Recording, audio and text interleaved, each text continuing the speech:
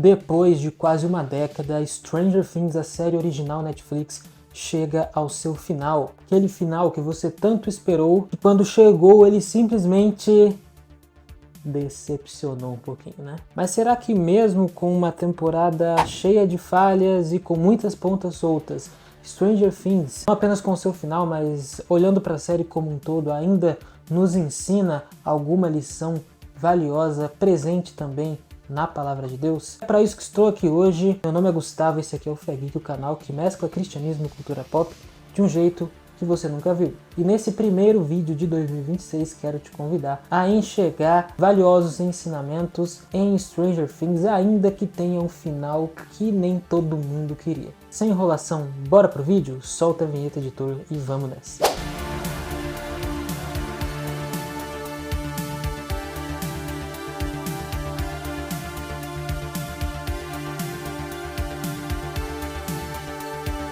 Se inscreva no canal caso não seja inscrito. Aqui a gente tem trazido vídeos toda semana, mesclando aí a cultura pop, animes, desenhos, filmes e séries com a Palavra de Deus. É importante avisar que esse vídeo tem spoilers da 5ª temporada de Stranger Things, tá bom?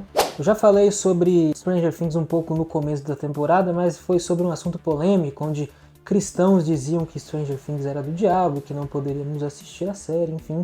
Isso já foi rebatido e com muitos argumentos fortes, usando inclusive a Palavra de Deus em um vídeo que eu fiz aqui no canal, tá na descrição. Mas hoje nós não vamos falar sobre isso, hoje nós vamos falar sobre o que foi esse final de Stranger Things e por que, apesar de não ser aquilo que a gente queria, nos ensina algumas coisas. Vamos lá?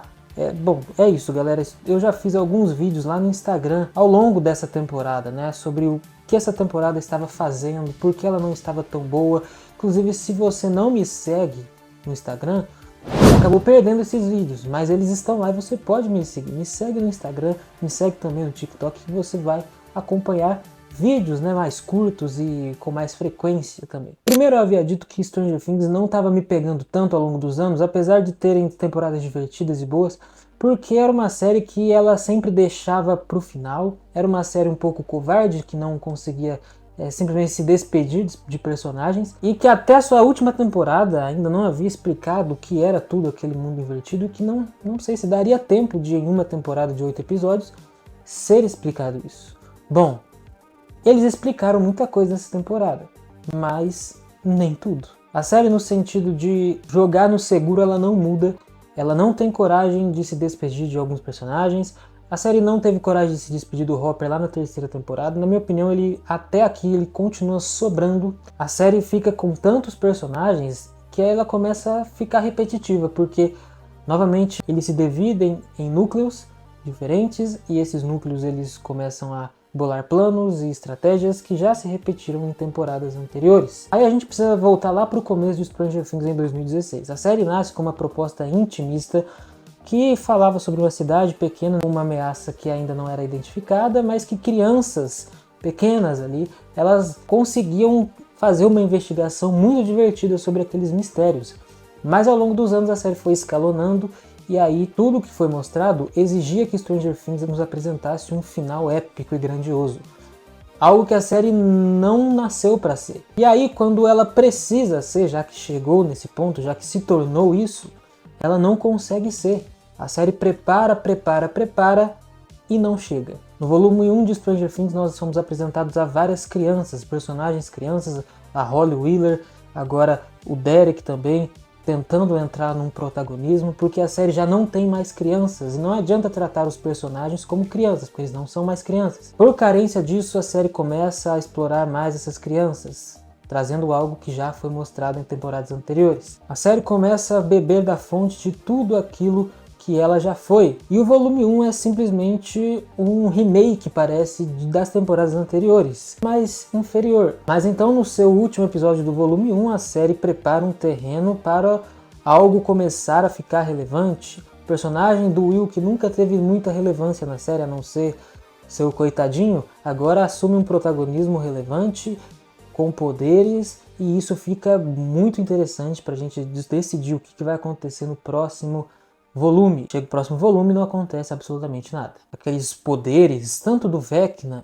quanto do Will, são completamente reduzidos. Não é mais abordado tanto essa parte, eles preferem abordar outras coisas, como relacionamentos desinteressantes de Jonathan e Nancy, como a própria sexualidade do Will, algo que já havia ficado muito claro desde a terceira temporada, mas que eles quiseram gastar 10 a 15 minutos para explorar algo que, ao meu ver, ficou jogar água onde já está molhado. O volume 2 tem episódios extremamente explicativos que não conseguem andar para frente, e essa é uma técnica que se repete ao longo da série.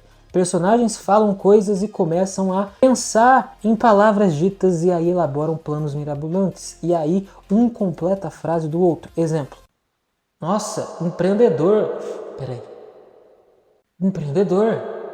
Gente, é isso, empreendedor. Nós precisamos fazer com que o Vecna seja preso por um prendedor e aí automaticamente outra pessoa. Ele fique preso no prendedor. Então, nós podemos pegá-lo. Cara, isso começa a aparecer demais e irrita, começa a irritar a gente. A série então chega no seu episódio final, que tem mais de 2 horas de duração, e consegue entregar um final satisfatório para cada personagem, é verdade, mas que em sua batalha final, quando precisou ser épico de verdade, não conseguiu chegar lá, trazendo uma batalha rápida contra um vilão super poderoso, mas que não apresentou ameaça alguma para um grupo de seres humanos adolescentes e que não faz o menor sentido se você for parar para pensar o quanto mal aquele bicho já fez. Como ele foi preparado para chegar e ser derrotado tão facilmente.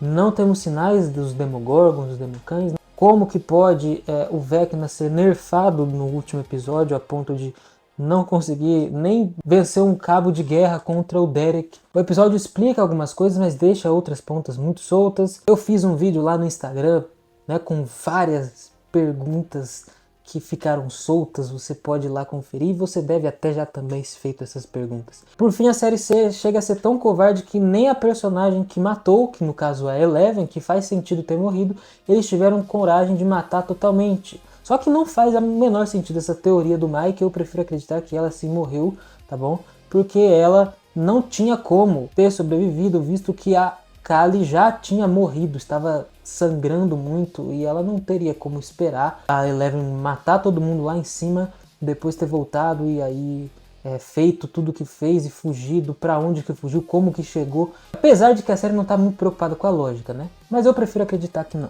O final de Stranger Things é um final agridoce, que na minha opinião fica abaixo do esperado, fica abaixo daquilo que a série nos proporcionou ao longo dos anos, criando cenas repetitivas e inferiores àquelas que já haviam sido mostradas em outras temporadas. Ainda assim, é uma série que nos ensina sobre coragem, sobre colocar para fora de uma vez por todas aquilo que somos e por que somos, também como vencemos uma tentação que quer nos destruir, utilizando a nosso favor amizades que nos edificam e hábitos que podem nos transformar. Já sabíamos que o grande inimigo de Stranger Things não era de fato o Vecna, mas sim quem controlava o Vecna ou quem compartilhava o antagonismo com o Vecna, que era o Devorador de Mentes. E esse Devorador de Mentes, ele não vencia só pela força, até porque presencialmente ele nunca aparecia, mas ele vencia muito pelo engano, pela mentira, ele entrava pela culpa e pelo medo, pela dor não resolvida. Algo que é claro quando o Vecna aparece naquela caverna, o Henry ele acaba matando aquele cientista e aí ele se sente sozinho, se sente culpado, abre a maleta, pega aquela rocha e o Devorador começa a colocar essas coisas na cabeça dele, a despertar o mal na cabeça dele. A Bíblia diz sobre esse assunto: sede sóbrios e vigilantes, o diabo anda ao redor como um leão que ruge, procurando a quem devorar. Lá em 1 Pedro, capítulo 5, verso 8. Muitas vezes o mal não vai, na verdade nunca vai se apresentar dizendo assim, eu sou o mal.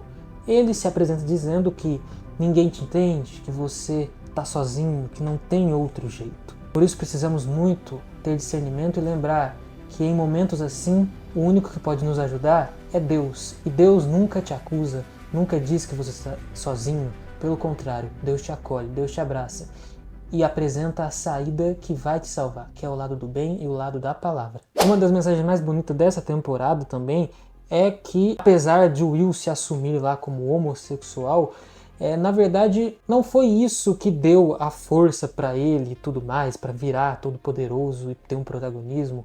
Não foi isso não, tá? Na verdade é porque ele sempre foi jogado de escanteio, sempre sofreu indiferenças, porque ele ficava escondido naquilo que ele foi durante essa série. Mas quando ele parou de se esconder, quando ele viu onde estava a verdadeira força, que ele também tinha coragem, que ele também era importante, usar aquilo que foi uma dor a favor do bem, o transformou em algo relevante. Deus nunca pediu para que fôssemos perfeitos. Ele sempre pediu para que fôssemos verdadeiros. Precisamos ser verdadeiros conosco e não nos reduzir a meros insignificantes quando Deus tem algo muito maior para nós. Um outro ponto que a série sempre deixou bem claro, e também nessa temporada não foi diferente, é que ninguém vence sozinho. E isso não é só uma coincidência. Pode perceber que sempre que alguém se isola na série, o inimigo avança, mas quando eles se unem, mesmo estando com medo, o mal acaba perdendo espaço. A Bíblia ensina exatamente isso. Eclesiastes capítulo 4 vai dizer que melhor é serem dois do que um, porque se um cair, o outro levanta. Amizade verdadeira não é apenas distração, não é apenas entretenimento. Amizade verdadeira é proteção espiritual. É estar ali, é apoiar não só no mundo material, mas também no mundo espiritual. Amizades verdadeiras sempre levam à luz, e a luz sempre expõe as trevas. Stranger Things mostra que o mal odeia a luz. Sempre que a verdade aparece, quando o amor permanece, quando a amizade resiste, as trevas enfraquecem naturalmente. Jesus já declarou isso em João 1, verso 5, dizendo que a luz brilha nas trevas e as trevas não a venceram. Talvez o final de Stranger Things não tenha sido perfeito e tenha decepcionado muita gente, né? Foi aquém daquilo que era esperado, mas a mensagem sobre o final e também sobre toda a série ela é muito clara. O mal engana, a coragem liberta. A amizade sustenta e a luz sempre vence. E nós, como cristãos, já sabemos que essa luz tem nome: Jesus Cristo, aquele que um dia se fez homem e morreu por todos nós na cruz. Será que você está próximo dessa luz a ponto de que o mal enfraqueça ao se aproximar de você? Será que você está buscando essa luz diariamente? Meu desafio para você é que neste ano de 2026 e também a partir de tudo aquilo que você viu aqui nesse vídeo, você coloque em prática a busca incessante pela luz e use todas essas armas que a série também nos mostrou para enfrentar o mal. Eu tenho certeza que em nome de Jesus nós obteremos a vitória. Amém? É isso, meu povo. Me diz aí, me conta aí nos comentários o que você achou do final de Stranger Things, uma série que, assim, apesar de ser um final decepcionante, marcou época, marcou história, é uma das grandes séries aí do entretenimento, a gente não pode negar isso, né? Lógico que o seu desfecho poderia ter sido melhor, mas eu quero ouvir a sua opinião. O que você mudaria, o que precisaria ter feito, me diz aí, tá bom? Se inscreve no canal e compartilha o vídeo para quem também gostou ou não gostou ou odiou esse final aí de Stranger Things, beleza?